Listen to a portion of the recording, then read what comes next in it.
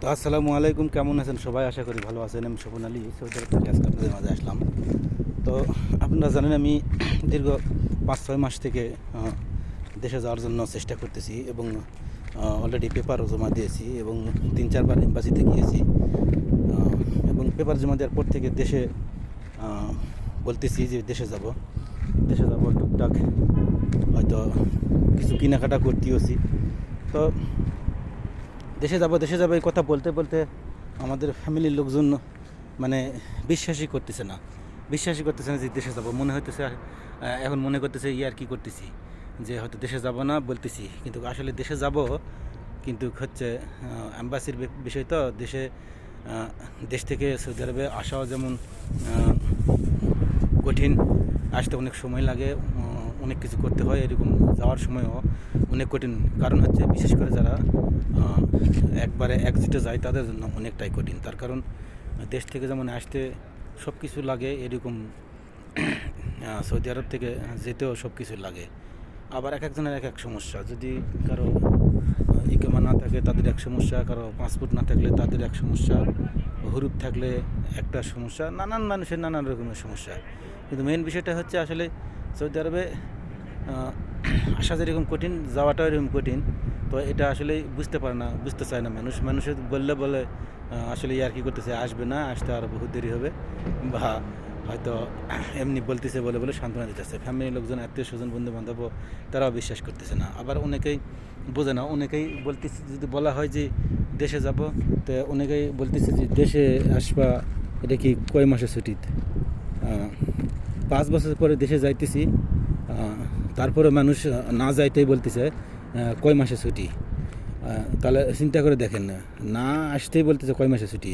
এরকম কিন্তু সমস্যার কিন্তু সম্মুখীন হয় যারা প্রবাসীরা।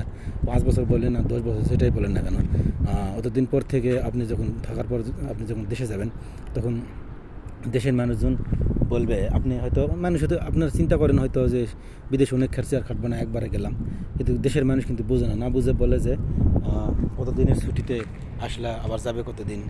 এই জিনিসটা আসলে শুনলে অনেক প্রবাসীদের মনে আসলে কষ্ট লেগে যায়। তার কারণ আসা যাওয়া হচ্ছে আসলে ভাগ্যের বিষয়। তার কারণ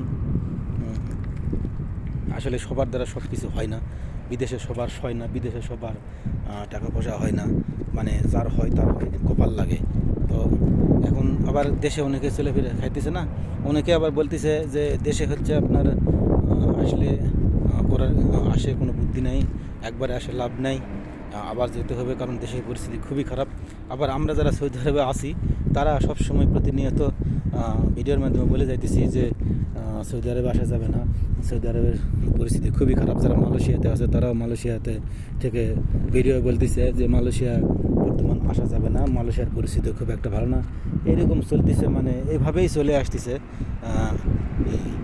তো একটা কথা আছে যে যতক্ষণ শ্বাস ততক্ষণ আস, আমরা যতক্ষণ আমাদের শ্বাস আছে ততক্ষণ আমাদের কর্ম করতেই হবে। বর্তমান এমন পরিস্থিতি আর দেশের এমন অবস্থা, সব কিছু জিনিসের দাম বেশি। আমাদের যে দেশে চাই পাকিস্তানের জিনিসের দাম বেশি, আরও পাকিস্তানের লোকজন আরও হায় উদাস করে। পাকিস্তানের 70-80 বছর বয়সের মানুষও, পাকিস্তানের 70-80 বছরের বয়সের মানুষও এসে হচ্ছে কাম করে খাইতেছে সৌদি আরবে। আমাদের দেশে অতটা বয়সের মানুষ সহজে কাম করে না, হয়তো 50, 55, 60 বছর পর্যন্ত থাকে। 50 বছর বয়সের মানুষও আমাদের দেশ থেকে আসতেছে, কিন্তু আসলেই আবার দেখা গেছে অল্প বয়সে লোক আসতেছে, আবার সংসার করে সংসার জীবনে 40-50 বছর পর্যন্ত কাটে দেওয়ার পরে আবার এসে বয়সে বিদেশে আসতেছে। আমরা বিদেশ আসছি, বিদেশ থেকে আমরা সবসময় চিন্তা করতেছি কবে দেশে যাব, দেশে গেলে হয়তো আমরা শ্বাস নিতে পারবো, ভালো শান্তি পাবো বা এরকম। আবার যারা দেশে আছে তারা হয়তো চিন্তা করতেছে কবে বিদেশ যাবো, বিদেশ গেলে টাকা পয়সা ইনকাম করতে পারবো, সুখে দিন কাটাতে পারবো। এক এক মানুষের এক এক অনুভূতি।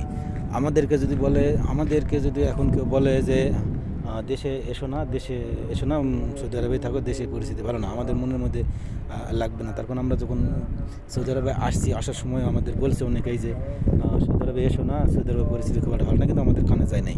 এখন আমরা দেশে যাব, দেশে থেকেও যদি কেউ নিষেধ করে দেশে এসো না, দেশের পরিস্থিতি ভালো না, এটা আমাদের কানে যাবে না। এখন যারা দেশ থেকে যারা বিদেশে আসার চিন্তা ভাবনা করতেছে তাদেরকেও আমরা হয়তো বলি যে এসো না, পরিস্থিতি ভালো না। 40-50 বছর বয়সেও মানুষ বিদেশে আসতেছে, আসলে কি করবে এই বয়সে বিদেশে এসে? এই জিনিসটা বুঝতে পারে না। 40-50 বছর বয়সে 40 বছর পার হলে বিদেশে এসে আপনি কনস্ট্রাকশনের কাজ করতে পারবেন না, খাটুনি করা কাজ করতে পারবেন না। সৌদি আরবে প্রচুর পরিশ্রম, প্রচুর রোদ, প্রচুর গরম, অনেক কষ্ট, যে কোনো কাজই কষ্টের।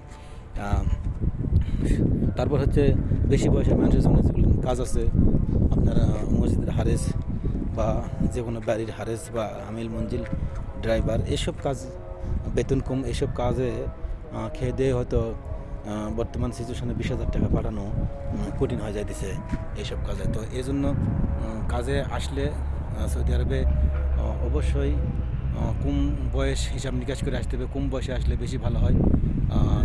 বিশেষ করে যাদের ছেলেপেলে আছে তারা বিশেষ করে 20 থেকে 25 বছর বয়সে বিদেশ পাঠান, বা হয়তো লেখাপড়া করলেও 20, 22, 25 বছর পর্যন্ত হলে এরপর বিদেশ পাঠালেন, পাঠায় হয়তো 10 বছর খাটলে কিছু পয়সা করতে পারলো। আর হয়তো দেশে বাবা থাকলে সংসারে হয়তো দেখাশোনা করলো, ছেলে কিছু টাকা দিল। এসব ক্ষেত্রে বিদেশে যেটুক টাকা দেয় একটু চলে। কিন্তু কিছু মানুষ যারা আমরা চিন্তা করি দেখি যে সংসারে আমি একাই গার্জিয়ান, আমার উপরে চলে সব, 3-4টে ছেলে মেয়ে আছে, বয়স আমার 40-50, এরকম লোকজন আছে। কিন্তু 40-50 বছর বয়সে সংসারে নিজে সব ভার তার উপর দিয়ে সব চলে, সে মানুষ বিদেশে এসে কী করবে এটা আমি বুঝতে পারি না। কারণ বিদেশে এসে কত না হয় দেশে সংসার চলার মতো টাকা পয়সা দিতে পারবে, যার সংসারে ছেলেপেলে আছে, লেখাপড়া করে, ছেলেমেয়েরা লেখাপড়া করে, সংসারের খানা খরচ সব কিছু মিলে এখনকার যুগে বর্তমান বাংলাদেশে কমসে কম কিন্তু 30,000 টাকা খরচা হয়ে যায়, 20 থেকে 30,000 টাকা খরচা হয়ে যায়। তো এইসব টাকায় কিন্তু দেওয়া কঠিন হয়ে যায়। একবারে সত্য কথা, আপনারা হয়তো দালালের বা জারি পামে পড়ে বিদেশে আসার চিন্তা ভাবনা নেন না কেন, লাভ হবে না। তার কারণ বড় জোর আপনারা ওই 20,000 থেকে 30,000 টাকায় পাঠাতে পারবেন।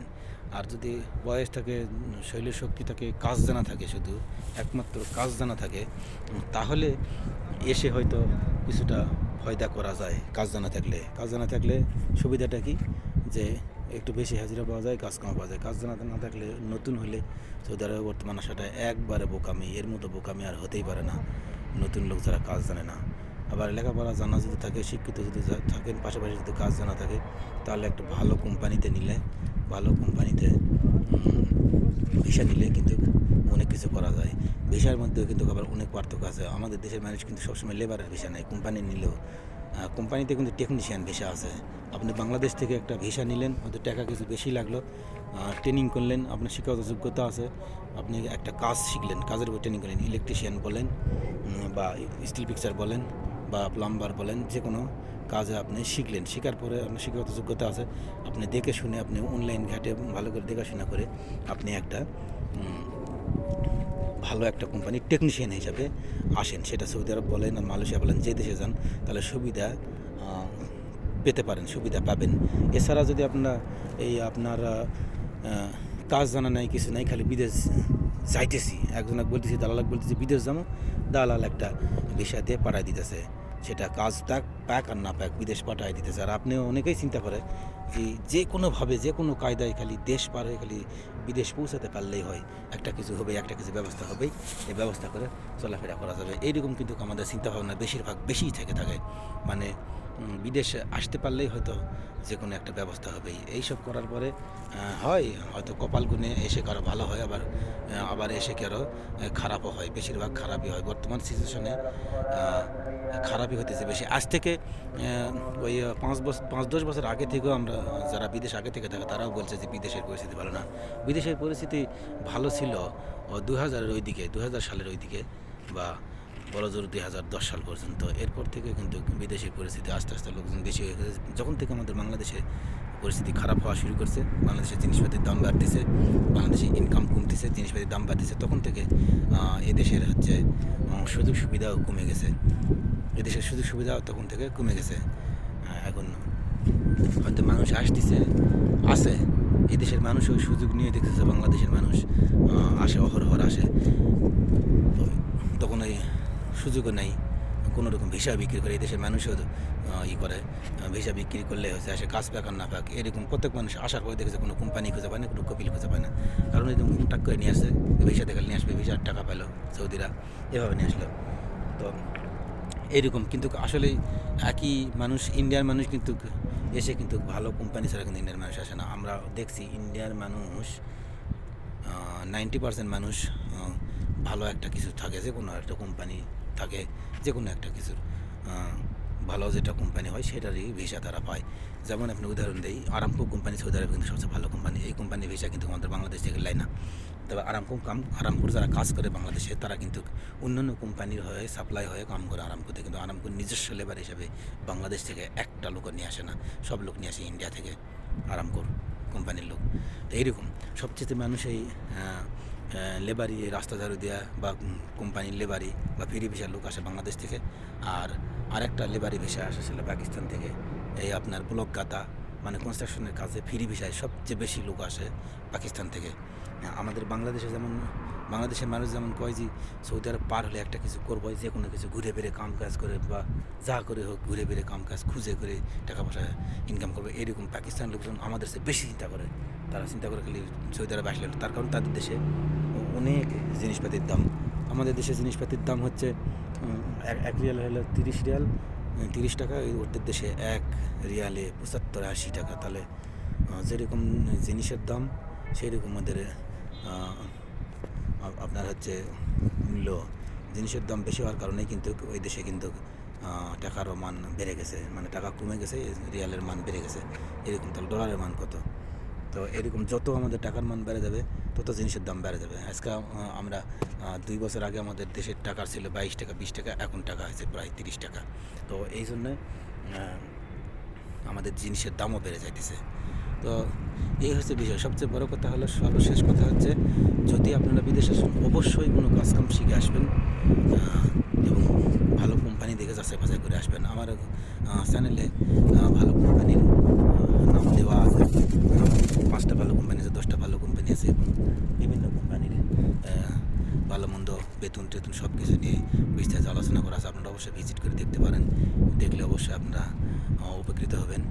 তো সবাই ভালো থাকবেন, সুস্থ থাকবেন। আজকে ভিডিও এই পর্যন্তই। আল্লাহ হাফেজ।